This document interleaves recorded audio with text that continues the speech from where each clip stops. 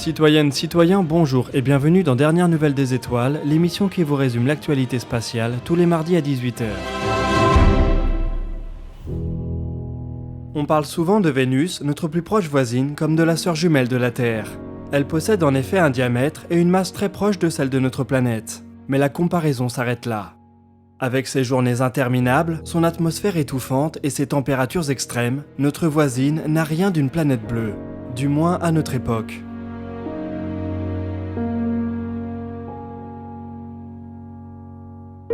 Les choses ont peut-être été différentes par le passé. Depuis maintenant une quarantaine d'années, on soupçonne Vénus d'avoir eu des conditions de surface bien différentes dans sa jeunesse. Elle aurait notamment pu héberger de l'eau liquide. Une hypothèse cependant difficile à vérifier tant il est dur d'explorer la surface de cette planète infernale.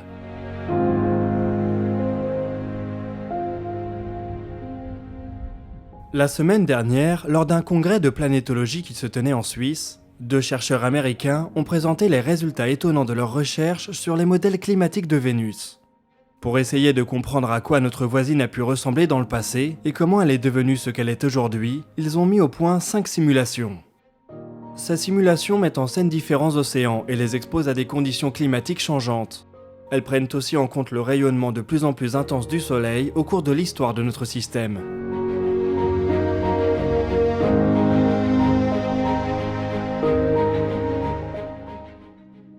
Dans tous les modèles, qu'on parle d'un océan global ou partiel, le climat de Vénus apparaît extrêmement stable. Une stabilité qui se serait prolongée pendant 3 milliards d'années environ. La planète aurait pu héberger de l'eau liquide dès 4,2 milliards d'années avant notre ère, jusqu'à ce qu'un événement catastrophique libère en grande quantité le CO2 présent dans sa croûte voilà 700 millions d'années.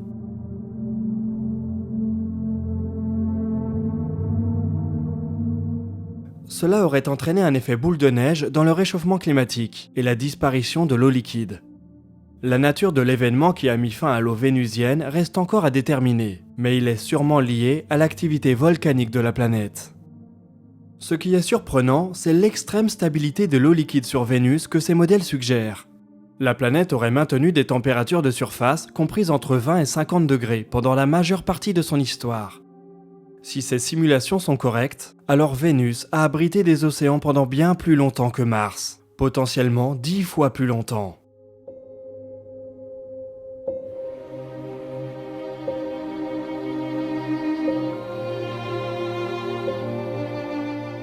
Ce qui en fait une candidate bien plus probable à l'apparition de la vie. Ça ne rend pas Vénus plus habitable aujourd'hui, mais cela peut nous amener à réviser ce qui constitue la zone d'habitabilité d'une étoile. Dans les modèles actuels, Vénus est considérée comme en dehors de la zone habitable, car trop proche du Soleil. Mais si les simulations dont on parle sont correctes, alors l'eau liquide peut exister bien plus près des étoiles qu'on ne le pensait auparavant. Le revers de la médaille, c'est que même une planète abritant de l'eau liquide pendant des milliards d'années n'est pas à l'abri d'un changement radical de conditions. Stable un jour ne veut pas dire stable toujours. On en apprendra peut-être un peu plus en octobre 2020. Vénus va être survolée par la sonde euro-japonaise Bepi Colombo qui est en route vers Mercure. Cela donnera lieu à une campagne d'observation internationale impliquant la mission japonaise Akatsuki et des télescopes terrestres. L'occasion de croiser les observations et peut-être de percer le mystère qui se cache sous l'épaisse atmosphère de notre sœur jumelle.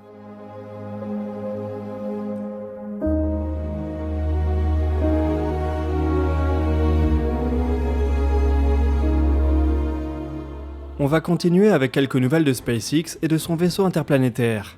Alors qu'on attend la conférence sur la nouvelle architecture du Starship pour samedi, les choses bougent du côté du prototype Mk1.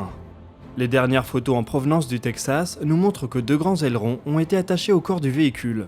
Cela nous donne une bonne idée générale des choix architecturaux qui ont été retenus. Jusqu'à présent, les visuels en 3D nous montraient un Starship équipé de 3 ailerons en position basse, faisant aussi office de pied, et de 2 ailettes supplémentaires en position haute.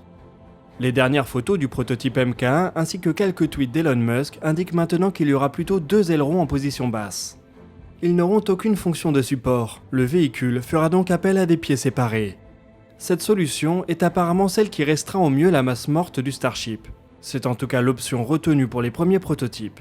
Le dirigeant de l'entreprise reste ouvert à une solution différente par la suite. Ces grands ailerons, ainsi que les deux qui seront installés au niveau de la coiffe, doivent être capables de mouvements extrêmement rapides pour contrôler la réentrée du véhicule. Le décollage et l'atterrissage se feront grâce à 3 moteurs Raptor qui viennent d'être installés sur le prototype.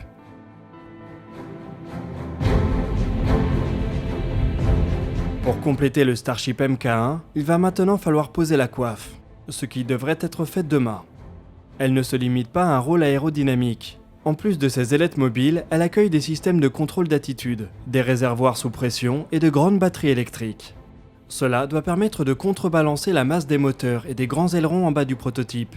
À terme, on imagine que la partie haute du vaisseau accueillera la charge utile ou le compartiment pressurisé pour des passagers. Si l'architecture externe du Starship semble arriver à sa forme finale, on imagine donc qu'il y a encore énormément de travail à faire du côté de l'architecture interne.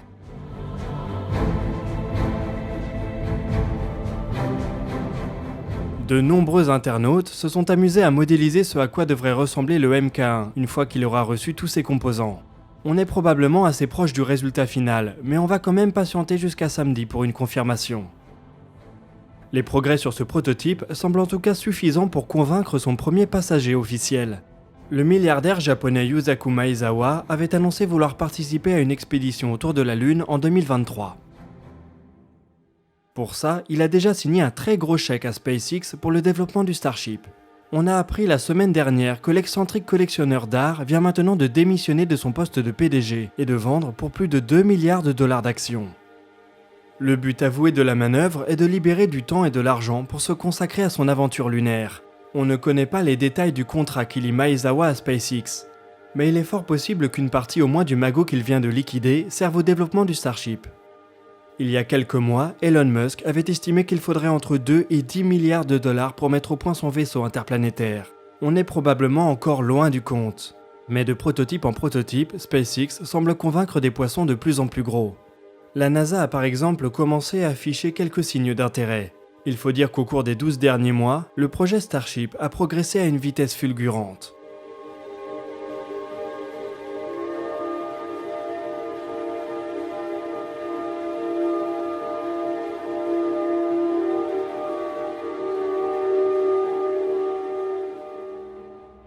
Allez, on va finir notre tour des actualités du côté des plans lunaires de la NASA.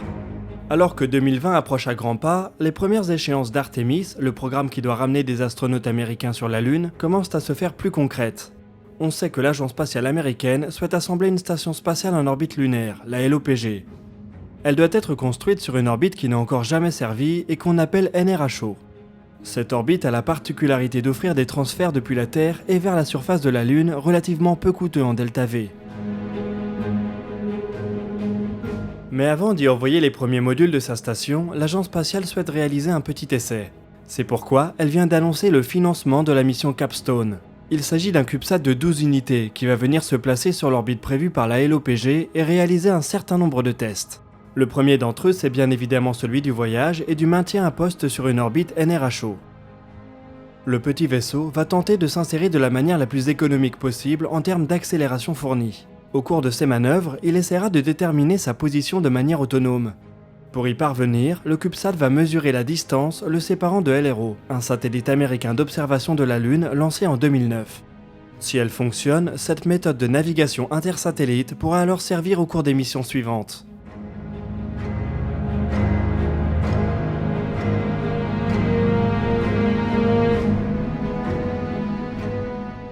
Capstone est aussi un test de la capacité des entreprises américaines à remplir un contrat dans des délais extrêmement brefs. La mission, financée il y a quelques jours, doit décoller en décembre 2020. Autrement dit, il va falloir ne pas perdre de temps. L'ensemble du programme Artemis est pensé avec des délais très courts. S'il s'avère impossible d'emmener un CubeSat vers la Lune en un an, il sera très compliqué d'y emmener des hommes d'ici 2024.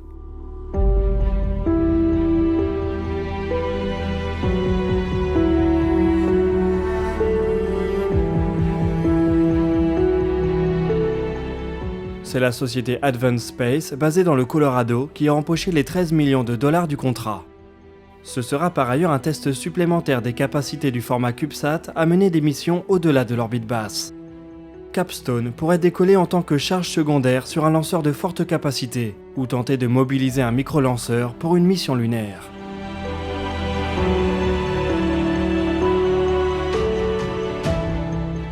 Un CubeSat c'est bien, mais c'est loin d'être suffisant pour ramener des hommes sur la Lune. Au fur et à mesure que les mois passent, la date de 2024, fixée par le président Trump, apparaît comme un objectif de plus en plus difficile à tenir. Kenneth Bowersox, administrateur associé de la NASA, a ainsi avoué qu'il n'était pas prêt à parier que l'agence allait y parvenir. En l'absence de financement important et d'engagement fort de la part des partenaires internationaux, il va peut-être falloir rapidement réviser cette ambition. Le premier vol du SLS et du vaisseau Orion pourrait ainsi glisser en 2021, ce qui entraînerait logiquement un décalage dans tous les plans de la NASA. Mais qui sait, d'ici 2 ou 3 ans, le Starship de SpaceX sera peut-être devenu une option valable.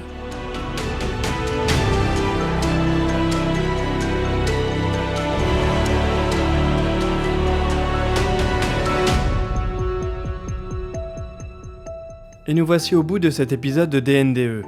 Un espace commentaire sortira ce dimanche à 18h. On répondra aux remarques et aux questions que vous vous posez en commentaire.